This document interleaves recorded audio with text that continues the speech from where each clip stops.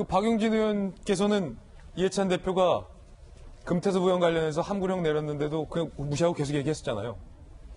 이 뭐 자칫 이제 임기가 얼마 남지 않은 이해찬 대표의 호가 함구로 바뀔 것 같아서. 함구 이해찬 선생. 실제 제가 이해찬 대표에게 물어보면 언급을 막 예를 들면 되게 고압적인 표현이에요. 함구라고 하는 건. 근데 어쨌든 당 대표로서는 이러저러한 불필요한 논란을 우려해서 특히나 공개적인 최고위원회 자리라든지 이런 데서 이렇게 그냥 현안에 대한 대응 형식으로 이렇게 하지 말자. 우리는 여당이다. 그러니까 결정하면 밀고 가면 되지. 그 부분과 관련해서 이러쿵저러쿵 우리끼리 떠들 필요 없는 거 아니냐. 이런 얘기를 저는 들리고요. 그리고 지금 아까 이해찬 대표의 말씀을 이제 전했다는 민주당 관계자의 말에 따르면 정치적 오해 소지가 있다. 이렇기 때문에 거론하지 말자. 이 얘기입니다. 무슨 말씀이냐면 아까 우리 김광세 변호사님도 말씀을 하셨습니다만 임기가 정해져 있는 검찰총장은 왜 그렇겠습니까? 정치적으로 여러 외압에 흔들리지 말고 예. 자기 할 일 똑바로 하라고 하는 그렇죠. 의미에서 2년의 임기를 보장해 준 거예요, 법으로. 예. 근데 그 부분과 관련해서 물러나라 마라 이런 얘기를 정치인들이 하게 되면 당연히 정치 오해가 쌓이죠. 그거 적절치 않다라고 이해찬 대표가 얘기한 것은 저는 맞다고 생각을 합니다. 적절치 않다? 네, 그렇기 때문에 저는 본인의 과실 그리고 분명히 드러난 불법적 행위가 있게 되면 저는 대통령이 나서서 검찰총장의 자리를 정리하는 것이 맞지 그것이 아니라 정치적 논란으로 이 문제가 가게 되면 안 된다. 특히 국민들께서 우리 더불어민주당한테 사실상 180석을 몰아주셨던 거예요.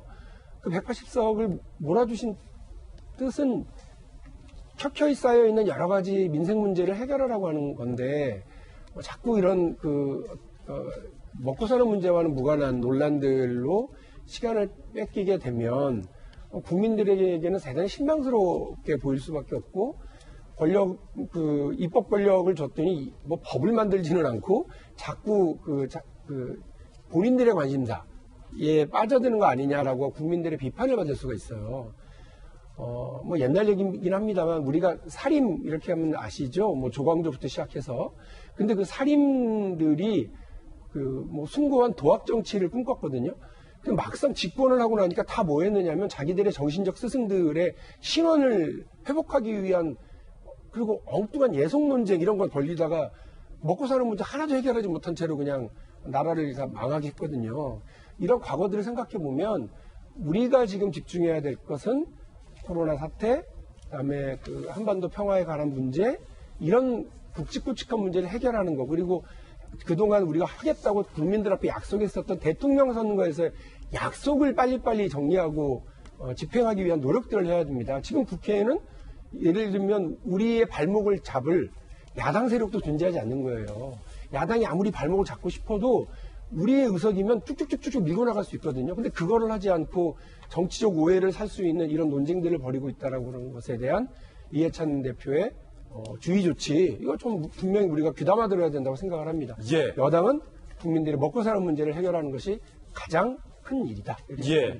달리 바꿔 말하면 지금 윤 총장을 흔들지 마라 라는 메시지로 들리는데 안철수 국민의당 대표는요. 아예 이참에 윤 총장 탄압금지 촉구 결의안을 야권에서 공동으로 제출하자라고 제안했습니다. 들어보시죠.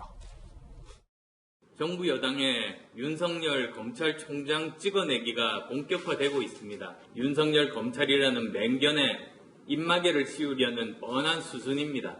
살아있는 권력에도 엄중하라는 현 대통령의 당부를 끝까지 지키는 총장이 되기를 바랍니다. 이 땅의 정의가 지켜지기를 바라며 총장을 응원하는 수많은 국민들이 있습니다. 범야권의 뜻을 모아 윤석열 검찰총장 탄압 금지 국회 결의안을 공동 제출할 것을 제안합니다. 이 자리에 지금 미래통합당의 지도부가 나와 있기 때문에 김병인 비대위원, 안철수 대표가 윤 총장을 탄압하는 여권 의원들에게로부터 이거를 탄압을 금지하는 것을 야권이 공동으로 뭔가를 해보자라는 제안 공을 띄웠어요. 어떻게 하실 겁니까? 뭐 진지하게 한번 들여다볼 필요가 있는데 예. 이거보다 저는 조금 더 적극적인 모습들까지 나갔으면 어떨까 생각합니다. 이거 오케이 한 거예요 지금? 그러니까 제가 드는 생각은요. 이 결의안에 대해서는 사실 구속력이 없지 않습니까? 대국민 메시지라고 보는 건데 훨씬 더 강력한 법안이 필요하지 않나 생각됩니다. 문재인 대통령께서 윤석열 검찰총장에게 강력한 칼자루를 쥐어주면서 했던 대국민 메시지가 있죠. 살아있는 권력을 향해서도 엄정하게 수사하라. 그리고 우리가 지난 기간 이 국정농단 사건들을 거치면서 이 검찰이 보여줬던 여러 가지 행동들을 통해 드러났던 많은 죄명들이 직권남용, 직무유기에 대한 이 공직자의 처신들이 국민의 신임을 배반했던 많은 내용들 때문에 전 정권에서 같이 일했던 많은 사람들이 고초를 치른 바가 있습니다. 예. 지금 윤석열 검찰총장이 지난해 대국민에게 보여줬던 메시지 하나는 정말 살아있는 권력을 향해서도 엄정하게 수사하는 모습을 보여줬거든요. 근데 그리고 나서 추미애 법무부 장관이 취임하고 난 뒤에 여러 검찰 조직 내 인사들이 있었고 윤석열 검찰총장을 향해서 입에 담기 어려운 얘기들이 여권 실세 의원들 내에서도 쏟아져 나오고 있습니다. 그럼 지금 함구령이 중요한 뭐 정치적 오해 소지 얘기를 하는데요. 저는 정치적 오해가 아니라 정치적 속내가 드러날까봐 걱정되는 것이 아닐까라는 생각이 들 정도인데 이쯤 됐다면 저는 결의안이 아니라 오히려 법을 만들어서 검찰총장이 살아있는 권력을 향해서도 정말 명쾌하게 수사하고 있는 과정에 이러한 검찰 권력을 찍어 누르게 하려고 하는 시도들이 있다면 이건 국민의 이름으로 절대로 용납할 수 없는 범죄로 처벌할 수 있을 정도의 강력한 법안이 필요한 것이 아닌가라는 생각이 들 정도거든요. 왜 이런 얘기를 야권의 안철수 대표가 끄집어내고 야권의 여러 정치인들이 또 국민들이 앞다퉈서 윤석열 검찰총장 좀 그만 흔들어라 이런 얘기를 하게 되는지 180석에 가까운 거대 권력을 장악하게 된 여권 입장에서 스스로 한번 돌아봤으면 좋겠습니다. 윤석열 총장과 관련된 논란 전해드렸습니다.